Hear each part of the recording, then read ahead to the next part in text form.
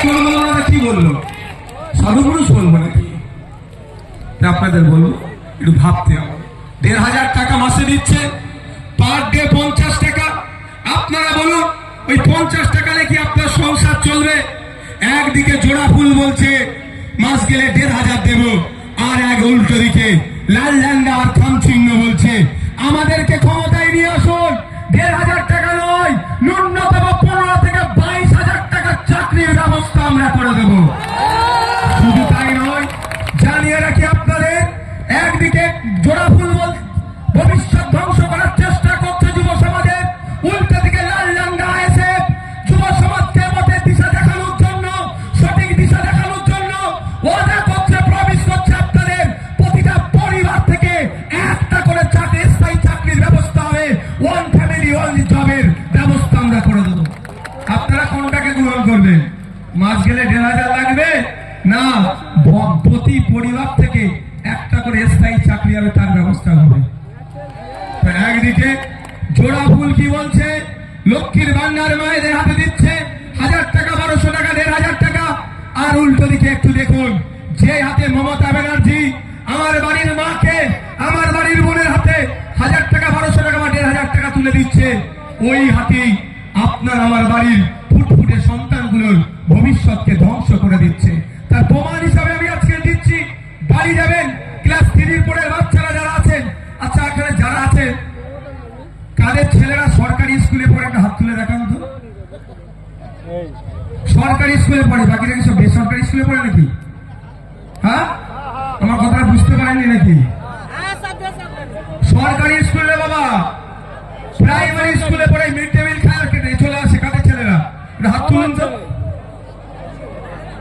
সবাই তো খুঁজলে দেখা যাবে আতস কাজ দিয়ে ২-৪ এই আর মুখে লিখো প্লাস লাগাও তো।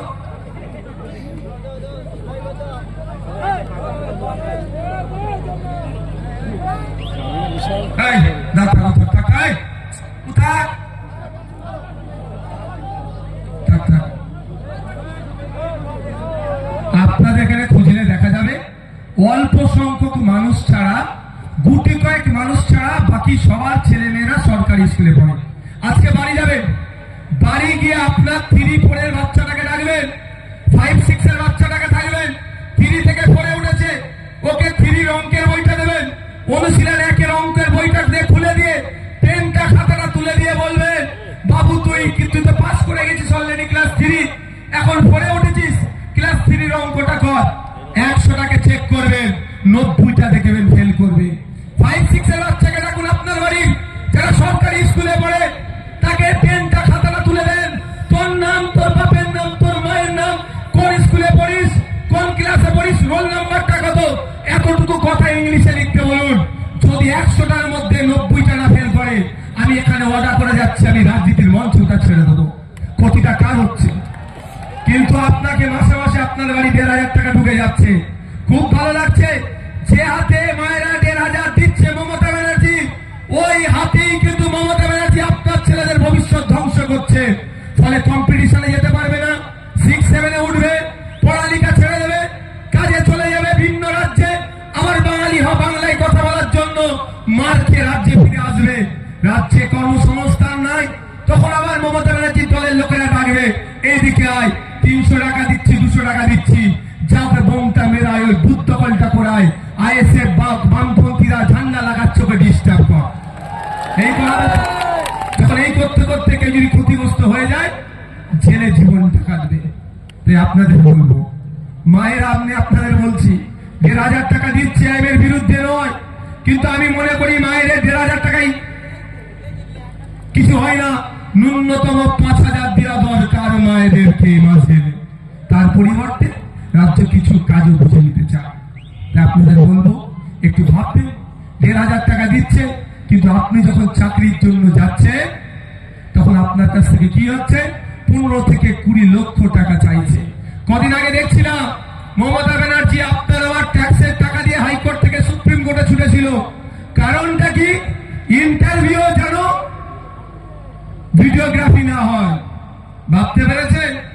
স্বচ্ছতার গোডাউন বলে দাবি করে নিজেদেরকে, সততার প্রতীক বলে দাবি করে, কিন্তু ইন্টারভিউ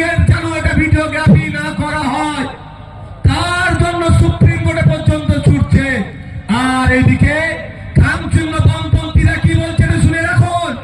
শুধু ভিডিওগ্রাফি নয়, আপনার ছেলে 330 টাকা 550 টাকায় ফর্ম ফিল আপ করে চাকরির পরীক্ষায় বসবে। ওএমআর পরীক্ষায় যে বসবে, পরীক্ষা দেওয়ার সাথে সাথে ওএমআর শিটের একটা কপি বাড়িতে নিয়ে আসবে। শুধু বাড়িতে নিজের কপি নয়, যতজন পরীক্ষা দেবে 10 লাখ 15 লাখ 20 লাখ যাই হোক না কেন, প্রত্যেকে ওএমআর শিটের স্ক্যান করে কপি আমরা ইন্টারনেটে আপলোড করে দেবো।